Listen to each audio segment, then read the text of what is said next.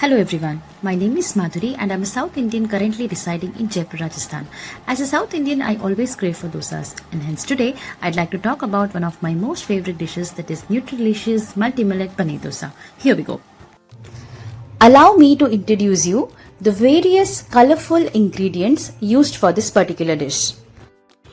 Let's start with 2 cups of ragi or natsni or finger millet, 1 cup of sama or little millet, 1 cup of mixed dal that contains masoor dal, chana dal and tuar dal, 1 cup of urad dal, 100 grams of fresh paneer, 2 cups of unpolished red rice, 1 tablespoon of methi or fenugreek seeds, 1 small cup of small poha,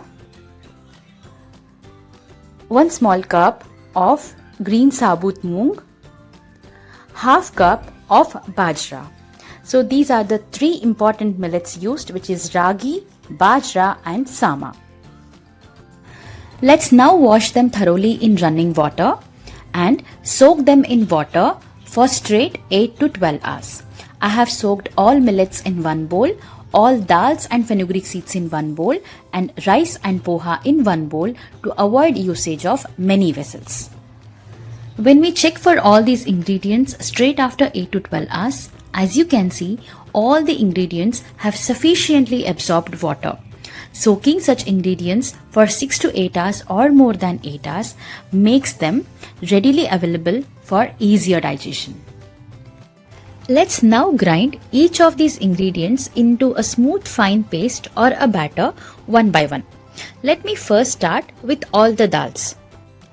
And after a smooth grind paste with sufficient amount of water, you can see the batter looks little yellow and little greenish. Let me now try to grind poha and the red rice. As you can see, it has absorbed sufficient amount of water. I would put a little more amount of water in the grinder to make a smooth paste out of it. As an alternative to poha, you can anytime use sabudana or tapioca pearls or oats.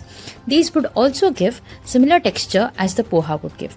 Now I am mixing this particular paste into the previous paste created with the dal. As you can see, these both can blend very easily together.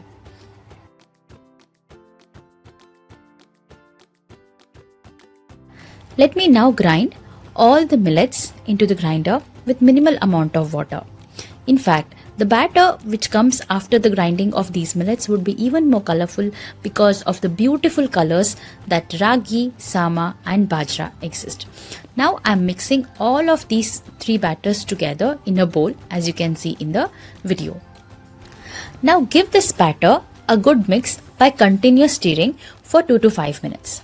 After mixing, put it into a container with the lid and keep it in a warm place for 8 to 12 hours for a great fermentation. So in the next morning or after 8 to 12 hours, you can see a beautiful and fermented batter.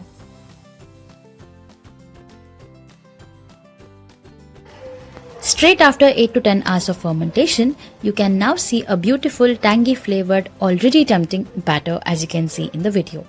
I am pairing up this with coconut chutney, garlic peanut chutney and aloo sabzi. Let's now add salt as per taste and a little amount of sugar to this batter.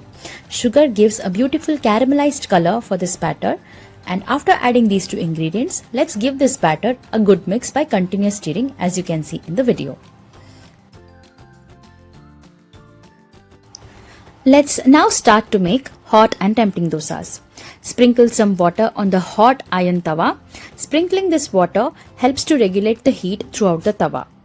Take sufficient amount of this ready batter in the ladle and pour it gently on the tawa and make circles of this batter, as you can see in the video.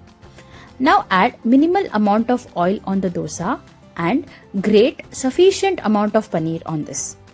You can keep minimal amount of aloo sabji at the center and increase the heat in the burner. Now allow this dosa to get ready within 2 to 3 minutes and serve it hot and fresh to your loved ones, pairing it up with restaurant style coconut chutney, aloo sabzi and peanut garlic chutney. Thank you.